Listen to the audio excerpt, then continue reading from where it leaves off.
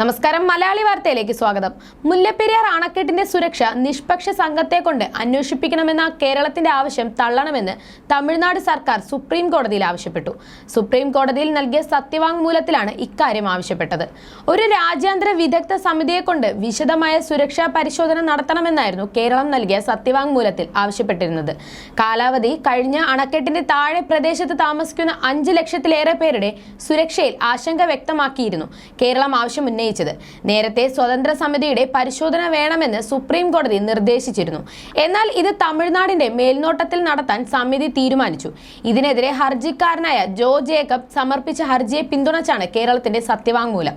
കേന്ദ്ര ജല കമ്മീഷൻ പ്രസിദ്ധീകരിച്ചിട്ടുള്ള മാർഗരേഖ പ്രകാരം രാജ്യത്തെ എല്ലാ വലിയ അണക്കെട്ടുകളുടെയും സുരക്ഷാ പരിശോധന 10 വർഷത്തിലൊരിക്കൽ നടത്തേണ്ടതാണ്.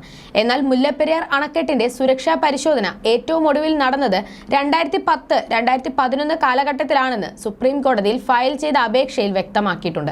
എന്നാൽ അതിനുശേഷം കേരളത്തിൽ 2 പ്രളയങ്ങൾ ഉണ്ടായെന്നും അപേക്ഷയിൽ പറയുന്നു. 1979-ലും 2011-ലും ഉണ്ടായ ചെറിയ ഭൂചലനങ്ങളിൽ അണക്കെട്ടിന് വിള്ളലുകൾ ഉണ്ടായിട്ടുണ്ട്.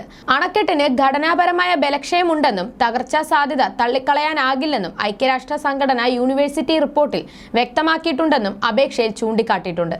ലോകത്തെ വലിയ 6 അണക്കെട്ടുകളാണ് ഘടനാപരമായ ബലക്ഷയമുണ്ടെന്ന് റിപ്പോർട്ടിൽ വ്യക്തമാക്കിയിരിക്കുന്നത്. ഇതിൽ 4 എണ്ണം ഇതിനോടകം ഡീകമ്മീഷൻ ചെയ്തിട്ടുണ്ട്.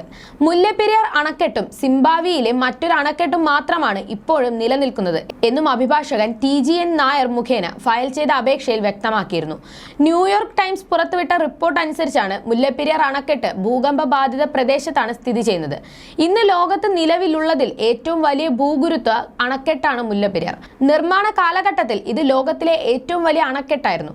സുർക്കി മിശ്രിതം ഉപയോഗിച്ച് നിർമ്മിച്ച അണക്കെട്ടുകളിൽ ലോകത്ത് നിലവിലുള്ള ഏക അണക്കെട്ടെന്ന പ്രത്യേകതയും മുല്ലപ്പെരിയാർ അണക്കെട്ടിനുണ്ട്. സുർക്കിയേക്കാൾ 6 ഇരട്ടി ശക്തിയാണ് ഇന്ന് ഡാമുകൾ ഉണ്ടാക്കാൻ ഉപയോഗിക്കുന്ന സിമന്റുകളെന്ന് ഈ മേഖലയിലെ വിദഗ്ധർ ചൂണ്ടിക്കാട്ടുന്നു. മുല്ലപ്പെരിയാറിന്റെ ശില്പി ഫെറി ക്യുക്ക് പോലും മുല്ലപ്പെരിയാറിന് നൽകിയ ശരാശരി ആയുസ് 50 വർഷം മാത്രമായിരുന്നുവെന്നും നമ്മൾ ഓർക്കണം. അടുത്തിടെ ലിബിയയിൽ പഴക്കം ചെന്ന 2 ഡാമുകൾ തകർന്ന് വലിയ തോതിൽ ആളപായം ഉണ്ടായ പശ്ചാത്തലത്തിലാണ് ന്യൂയോർക്ക് ടൈംസ് ഇന്ത്യക്ക് മുന്നറിയിപ്പ് നൽകുന്നത്. അവിടെ 3000 ആളുകളാണ് മരണപ്പെട്ടതെങ്കിൽ മുല്ലപ്പെരിയാർ തകർന്നാൽ 35 ലക്ഷം പേരെ അത് ബാധിക്കുമെന്നും ലേഖനം പറയുന്നു. ലേഖനത്തിൽ നിന്ന് ലോകമെമ്പാടും അണക്കെട്ട് നിർമ്മാണം ദ്രുതഗതിയിൽ നടന്ന 1970-കളിൽ നിർമ്മിച്ച 2 ഡാമുകളാണ് ലിബിയയിൽ തകർന്നത്. എന്നാൽ ആധുനിക ഡാം നിർമ്മാണ സങ്കേതങ്ങൾ നിലവിൽ വരുന്നതിന് മുൻപ് 1895-ലാണ് മുല്ലപ്പെരിയാർ അണക്കെട്ട് നിർമ്മിച്ചത്. അതുകൊണ്ട് തന്നെ ഏറ്റവും കൂടുതൽ അപകട സാധ്യത മുല്ലപ്പെരിയാറിനാണ്. UN നടത്തിയ പഠനവും മുമ്പ് ഈ മുന്നറിയിപ്പ് നൽകിയിട്ടുണ്ട്. ലിബിയയിലേത് തടയാൻ കഴിയുന്ന ദുരന്തമായിരുന്നു. 1 വർഷം മുൻപ് തന്നെ മുന്നറിയിപ്പ് നൽകിയെങ്കിലും നടപടിയൊന്നും ഉണ്ടായില്ല.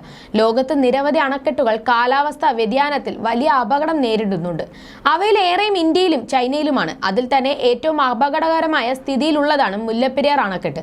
ഈ അണക്കെട്ട് എപ്പോൾ വേണമെങ്കിലും അപകടത്തിൽപ്പെടാം. മുല്ലപ്പെരിയാർ തകർന്നാൽ 35 ലക്ഷം പേരെ അത് പ്രതികൂലമായി ബാധിക്കുമെന്ന് ന്യൂയോർക്ക് ടൈംസിലെ ലേഖനത്തിൽ അവർ വിശദീകരിക്കുന്നു.